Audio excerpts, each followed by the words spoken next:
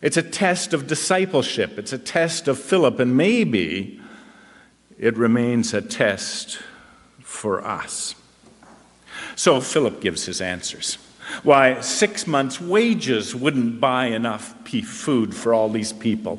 He does a little quick mental arithmetic, and he's probably about right, and he's probably still about right. Say $50,000, no, $25,000 for 6 months' wages. Does a quick count of the heads, guesses there are about 5,000 people there, divides 25,000 by 5,000, you get $5 a head. Well, that wouldn't be much of a lunch, but you could perhaps just do it. But Philip is a realist. Don't be hard on Philip. He sees the gap between the need and the resources, and he counts the beans, he counts the numbers, he knows the answer. He gives the real world answer. Call it the Philip option. After all, it's our real world too. I mean, we do have to be realistic about what we can do, you know. Take the problem in this story, for example. It's a big problem, hunger. There's not enough food to go around. There's not enough to eat. I've seen one calculation that on any given evening on this planet, 750 million people will be short of food, many of them children. Now, viewed from one angle, this isn't that big a problem. After all, we know the cure for hunger. It's not like AIDS. It's not like cancer, where it's a mystery. We know the cure for hunger. But on the other hand, it's such a big and complex problem. There's unwise agricultural practices. There's ecological degradation. There are corrupt governments. There are difficulties in transport and distribution. It is all so messy, and our resources are so small. They're so very, very little compared to the size of the problem. What can we do about it? Well, maybe the answer is nothing. In the Philip option, we can't do a thing. Send them away, Jesus. There's a story floating around out there, and you've probably heard it in a sermon before, about the dictator Stalin.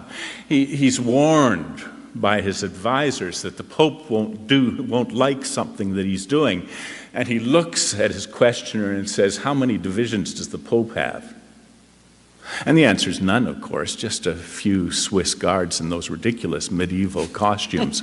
And we Protestants don't even have that much. The resources are so small. There's so very little, and the problems are so great. Send them away. It's the Philip option. After all, what do we have in the church? We have a few voices, and some of them are eloquent and strong, and some of them are weak and stumbling. We have a few minds. Some of them are sharp, but some of them are getting a little tired with advancing years. We have a few hands, a few feet, $1 here, $1 there, saved from providing the necessities of life. Not very much. It's good to be realistic. It's time to be realistic. We can't do very much. Send them away. Let someone else deal with the problem. Send them away, says Philip to Jesus. It's clear there's not very much that people like us can do. But not very much is not the same as nothing at all. And here's the other problem. Saying to Jesus, we can do nothing, is perilously close to saying to Jesus, you can do nothing. Give the Philip option an A for arithmetic, but an F for faith. But then there's Andrew.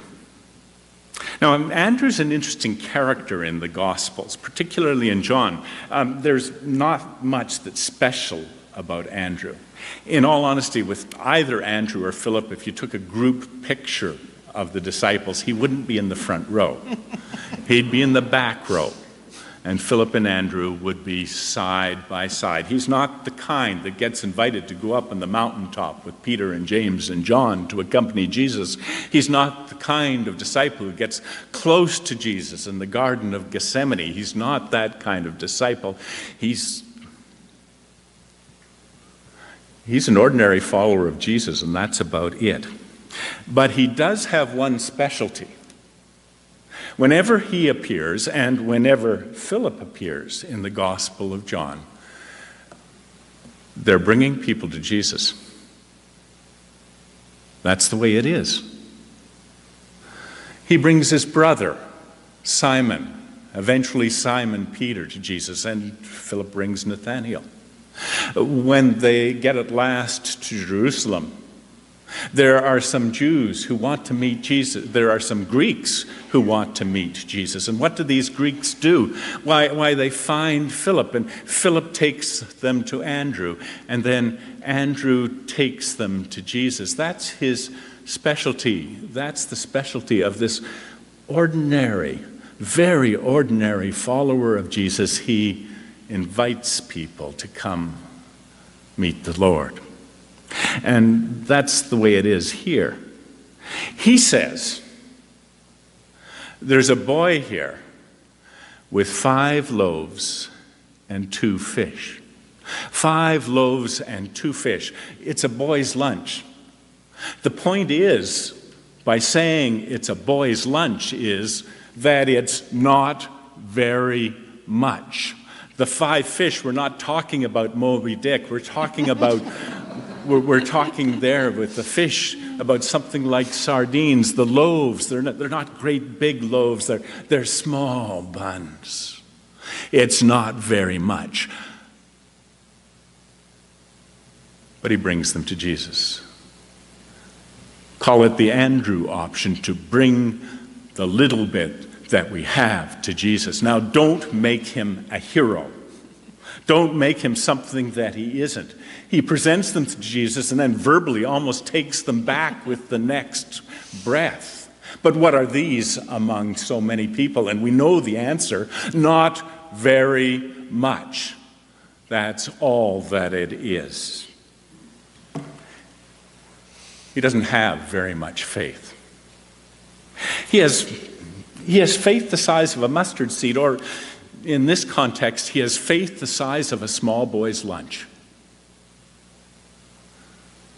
But it's said in another connection that if there is faith the size of a mustard seed, let alone faith the size of a small boy's lunch, you can move mountains or feed 5,000 people. Now, I'm a Canadian Presbyterian, and you want to know a secret? This is not the only St. Andrew's Church in the denomination.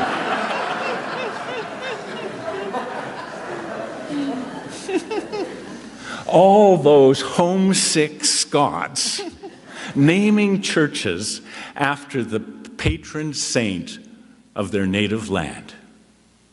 Knox Church too, by the way.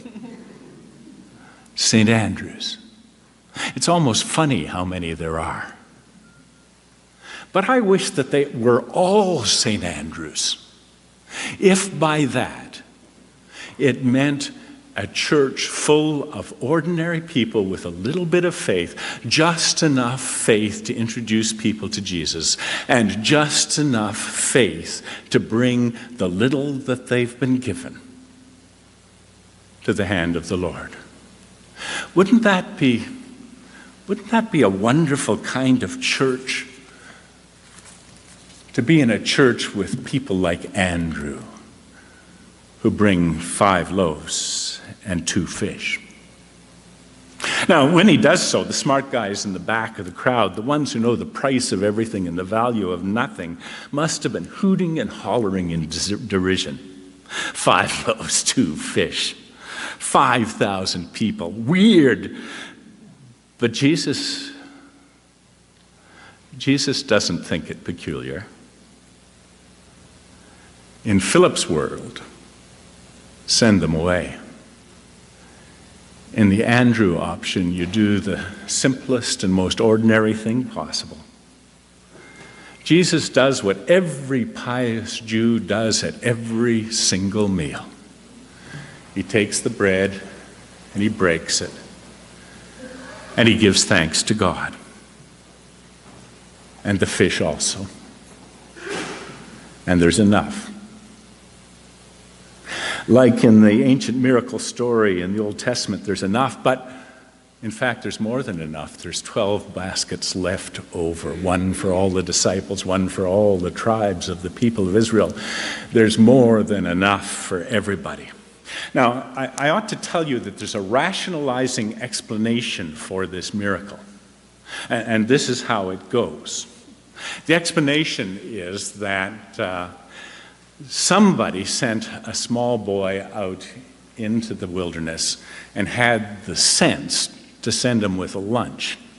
Now, it wasn't the small boy, it was his mother, you know that. But she sends him out into the wilderness with a lunch. And when Jesus shares that lunch and does this peculiar thing and gives it, they're shamed by his generosity. They're shamed by the generosity of the boy. And they bring out the lunches that their wives or their mothers or their sisters pack. And when we all share, there's always enough. There's more than enough, kind of like a congregational potluck supper. There's always more than enough. Is that the way it happened? I don't know. Probably not. I don't think so. In the end, a miracle explained is likely a miracle explained away. I only mention it to you for one reason. I think it's the way that this miracle happens now. When we bring what we have. It may not be very much, but when we bring it to Jesus, it's the Andrew option. And it'll be enough. A number of years ago, quite a number of years ago, in fact, before I was interim moderator in this church, I attended a church meeting in the city of São Paulo, Brazil. Hard times in those days in Brazil. It was the time of hyperinflation when money didn't matter because it wasn't worth very much. And at that point, the population of São Paulo was, at a guess, because they don't know, 29 million people. Not far short of the entire population of Canada at that point in time, 29 million people. And there was enormous poverty in the shack cities they called the favelas. Our committee was meeting in the downtown Presbyterian church in that city, surrounded by this sea of poverty. And as I was walking in one day, I saw a man that I'd seen a number of times. He was very roughly dressed. His clothes were stained and torn, and he was obviously sleeping it off. That wasn't the unusual thing. You can see that in any North American city, including Scarborough, including Toronto.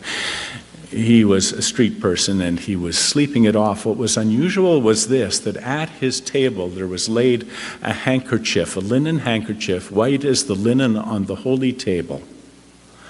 And on that handkerchief was, and I swear that this is true, 5 small loaves. The people in the church had set out 5 small loaves by his head against the hour in which he should awake. I asked about it when I went in, and they told me that he was a man who'd come from a wealthy family. He was well educated, had a master's degree, had learned 3 foreign languages, but he'd wasted his life in a bottle. You know the story. He wouldn't come into the church because he felt that he was unworthy, but from time to time he would do small, odd jobs for the church, and they cared for him. even at his worst. 5 small loaves. Now, isn't that ridiculous? 29 million people, many of them starving. The problem's so huge, but to waste 5 small loaves on somebody who had thrown away his life with the bottle. I was tasked with saying thank you to our hosts at the end of the meeting. And I spoke about what I had seen and how touched we all were by the fact that this group of Christians in downtown Sao Paulo, amidst a sea of poverty, reached out with the gospel, reached out with Christian care, gave the not very much that they had to the Lord Jesus. And people nodded and they seemed to be touched. A year later, the same committee met. It was another church, another continent, in fact, far away. And the minister of that church in Brazil, who was a member of the committee, approached me and he said, "Do you remember that man that you talked about?" And I said, "Yes." He said, "Well, he died. But before he died, he let us bring him into the church. And he died in the church, surrounded by people who loved him." Now, to the people in the back row, that may not be very much. It may be something worthy only of derision. But when my faith is strong, when I believe more strongly at times than others in the power of Jesus, it looks to me like a miracle. The Andrew option. When we bring what we have, even if it's not very much, even if it's only 5 small loaves, it can lead to a miracle. Now, if one of my students were preaching this sermon, I'd say, end it here.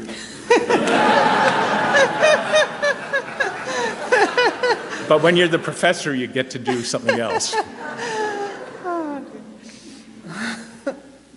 There is just one more thing to say. And that is that there's somebody in the story that's more important than Philip, and there's somebody in the story who's more important than Jesus, than Peter, Andrew. And you know who it is. It's Jesus.